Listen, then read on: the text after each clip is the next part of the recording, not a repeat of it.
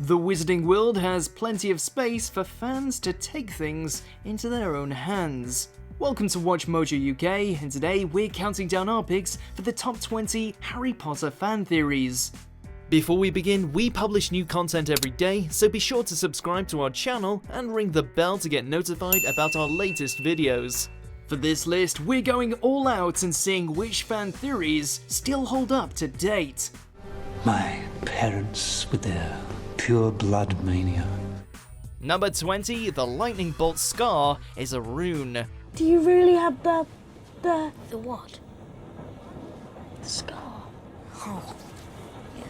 Harry's scar is a hot topic throughout the Potterverse, but what does it actually mean? Well, according to Wizarding conspiracy theorists across the internet, it's more than just the rebound of Voldemort's evil magic. Don't you want to know the secret of your scar? It's well known that Lily Potter sacrificed herself to save her son, but what if the lightning bolt shape is a result of Lily's ancient magic? According to some, the mark on Harry's forehead is a rune called Awaz and represents defense. Now, ancient runes, that's a fascinating subject. Ancient runes? Exactly how many classes are you taking this term? The term Awaz is also the Proto-Germanic word for yew, which is the exact type of wood used in Voldemort's wand. It is curious that you should be destined for this wand when its brother gave you that scar. Coincidence or something more? Number 19, Avada Kedavra and Abracadabra. We all know that words evolve over time, but could our language actually be rooted in the Wizarding world? The infamous killing curse has long had some Reddit users seriously excited, as the theory goes that Avada Kedavra morphed into the Muggle word Abracadabra in long-lost history. Not only do the words sound alike, but it suggested that Avada Kedavra was originally used to kill viruses and nasty bugs, not people, which is supposedly why people used to believe that Abracadabra could cure the plague. It all dates back to an ancient era of Muggle magic shared existence, which we definitely like to return to. Avada Kedavra. Number 18, the Hogwarts intake was low.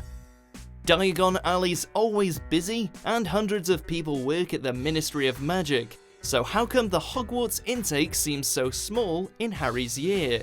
J.K. Rowling once said that there were around 1,000 students at the school, but only around 50 enroll alongside Harry.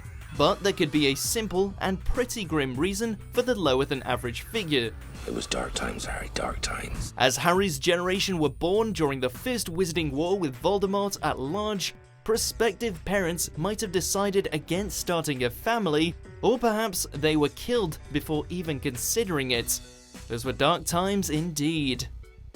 Number 17, Hagrid, Aragog, and Newt Scamander. I came to Hagrid from a distant land, in the pocket of a traveller. Arachnophobes beware. Things are about to get much more than a little creepy crawly. You're Aragog, aren't you? Yes. Poor Hagrid never has much luck with his pets, from home-reared dragons to Buckbeak the Hippogriff. Buckbeak's been sentenced to death. But deep in the Forbidden Forest lurked another creature who really fancied feasting on Harry and Ron. Goodbye, friend of Hagrid. Can we panic now? But how did Aragog even end up there? Since the giant arachnid travelled to Hagrid from a distant land in the pocket of a traveller, some ideas point to that pocket belonging to none other than Newt Scamander, the magical creature maestro himself. Livestock.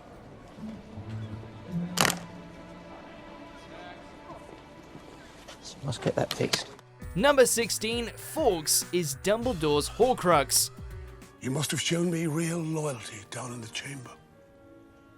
Nothing but that could have called Fawkes to you. Dumbledore's fantastic Phoenix Fawkes proved a great help to Harry during his time at Hogwarts. But this theory invented by YouTubers, the Super Carlin Brothers, puts a pretty dark spin on things. It suggests that Fawkes was actually a Horcrux created by Dumbledore amidst the guilt he felt after his sister's death. You were brilliant, Fawkes. However, this theory has been addressed by Rowling herself, who definitely isn't a fan, calling it strangely upsetting that people would believe it. Look at baby Fawkes, he's just too cute to be a fractured fragment of someone's soul. Though it brought up more questions than it answered, Fantastic Beasts: The Crimes of Grindelwald did show that the Dumbledore family has a history with phoenixes as guardians of some kind. There is a legend in your family that a phoenix will come to any member who is in dire need.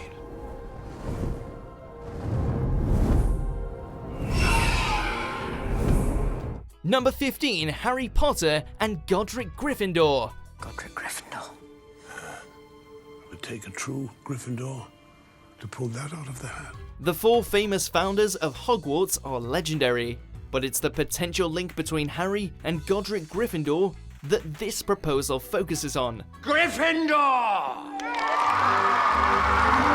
Essentially, the idea is that Harry could be a distant descendant of Gryffindor, part explaining why the sword appears in the Sorting Hat, and why Harry's parents lived in Godric's Hollow.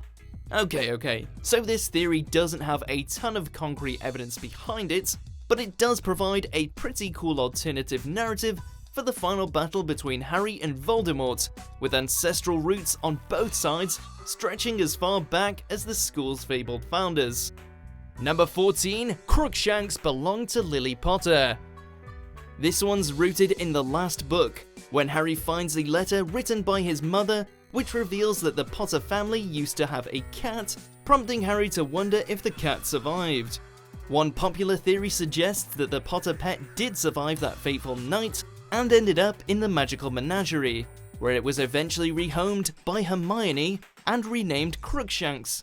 I'm warning you, Hermione. Keep that bloody beast of yours away from Scabbers, or I'll turn it into a tea cosy. It's a cat, Ronald. What do you expect? It's in his nature. A cat? Is that what they told you? Maybe that's why Crookshanks disliked Scabbers so much, since he knew that Ron's rat was actually the traitorous Peter Pettigrew. I think that means you owe someone an apology.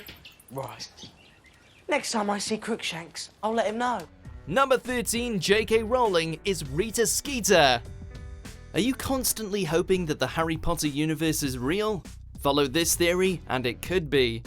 Daily Prophet reporter Rita Skeeter was always a shady character, so it wouldn't surprise anyone if she broke the rules enough to get banned from the wizarding world.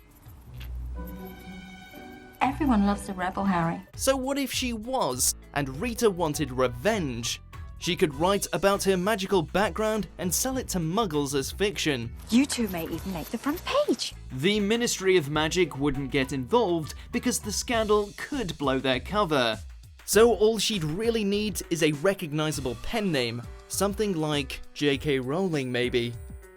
Number 12, Snape didn't die.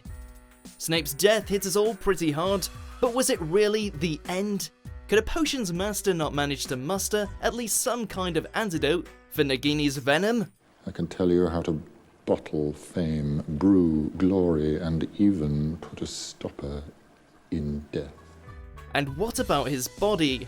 Dumbledore's tomb plays a vital role. The bodies of those that perished during the Battle of Hogwarts are lined up in the Great Hall, but Snape receives no such send-off. He doesn't even show up when Harry uses the Resurrection Stone. Since he was a good guy really, we're keeping our fingers crossed that he's still out there, somewhere. After all this time. Always. Number 11, Neville was using the wrong wand. Civicus Totalis! Well done, Neville. Neville Longbottom theories are 10 a penny, but this one's more plausible than most. Neville triggers all types of magical mishap at Hogwarts, from misremembering things to casting spells that backfire, but maybe this wizard really can blame his tools. The wand is supposed to choose the wizard, but Neville uses his father's at first. When that wand breaks, he finally gets his own, and begins to master magic more impressively than ever before. Expelliarmus!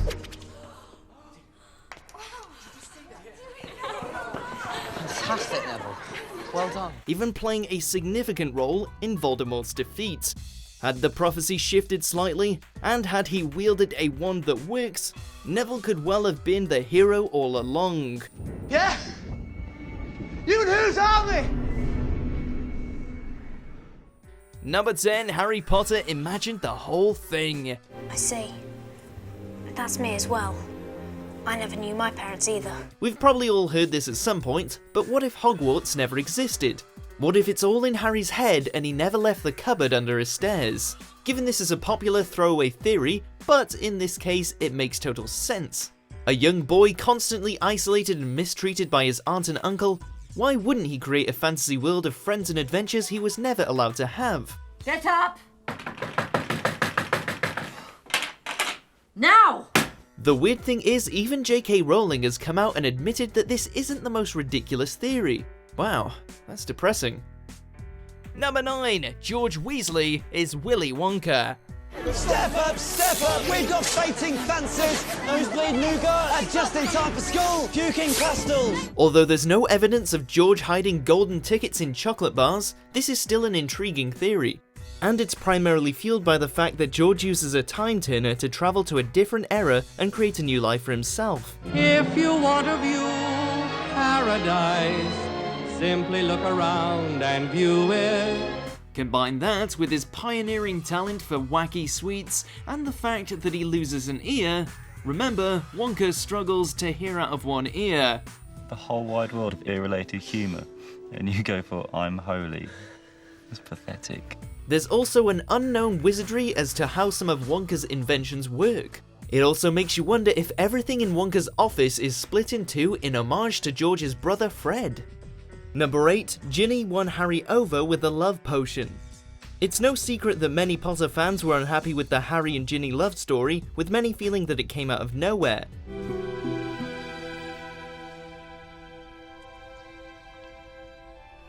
Well, what if it did? Maybe Ginny slipped Harry a love potion to win his affection. Love potions are mentioned throughout Harry Potter, but particularly around the time of the Half-Blood Prince, where Harry and Ginny's romance blossoms. Even Molly Weasley, Ginny's mum, admits to using one in the past. Could this be why Harry suddenly feels jealous of Ginny kissing Dean?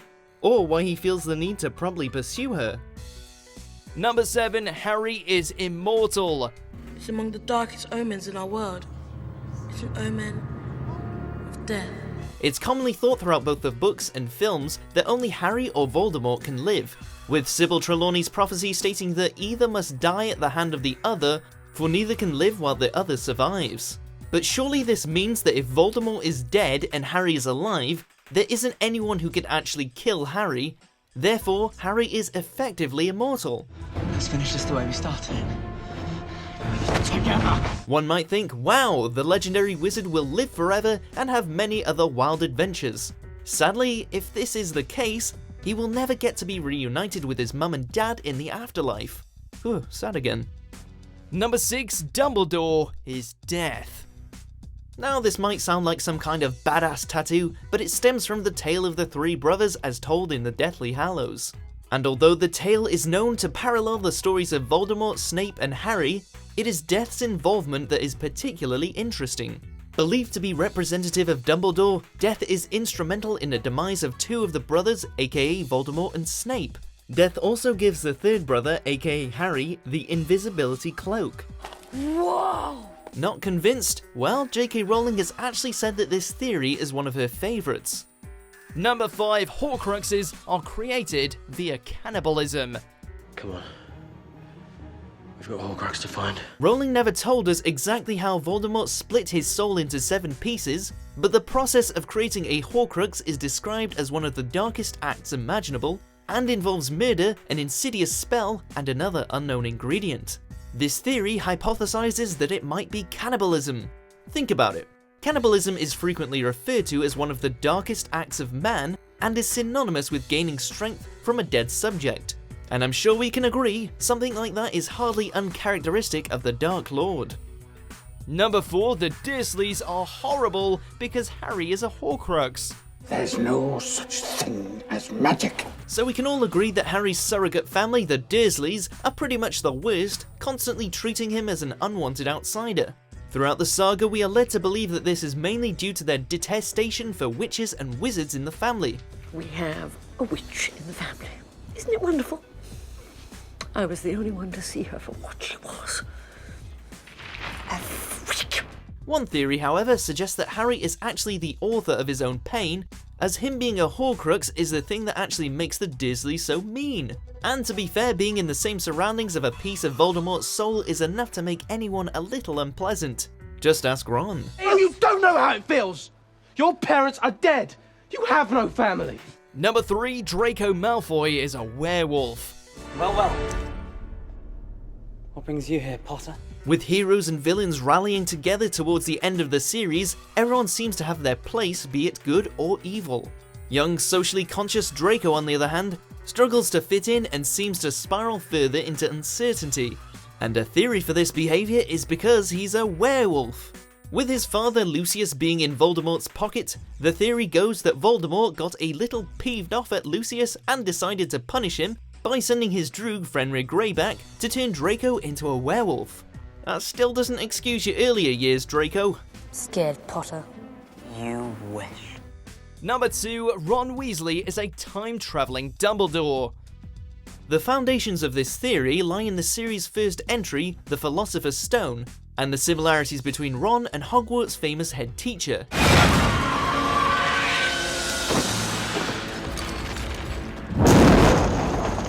You see, Ron's bravery in the famed chess game where he plays both a knight and king when protecting Harry are reminiscent of Dumbledore's role in the war against dark magic. But there's more. Both of them are described as looking similar, with similar hands, nose and physique, plus they both share a love for sweets, particularly Bertie Bott's every flavour beans. A lot. Earwax. Not convinced? Dumbledore used to have red hair. Spooky, right?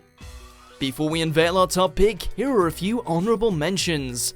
Now, before we begin, Professor Dumbledore would like to say a few words. I expect you're tired of hearing this. But you look so like your father. Perhaps it's a witch. Of course not. Witches have brooms. Number 1, Muggles defeated wizards in a war years ago. I say the Muggles are not lesser, but other. Not worthless, but of other value. One of the biggest questions in the Harry Potter series is why do wizards feel the need to hide from non-magic Muggles? What are you looking at? Surely with powerful magic comes the freedom to do whatever you want. Well, one theory suggests that Muggles defeated wizards in a war many years earlier, forcing witches and wizards to hide away and ultimately play by their rules. Welcome, Harry, to Diagon Alley. A big deterrent for this theory comes at the end of the Goblet of Fire, where the Ministry of Magic declares to the Prime Minister that they are bringing a dragon into the country. That is what we are fighting. That is the enemy. Their arrogance. Their power lust. Honestly, these fan theories make a lot more sense than J.K. Rowling's tweets these days. Do you agree with our picks? Check out this other recent clip from WatchMojo UK and be sure to subscribe and ring the bell to be notified about our latest videos.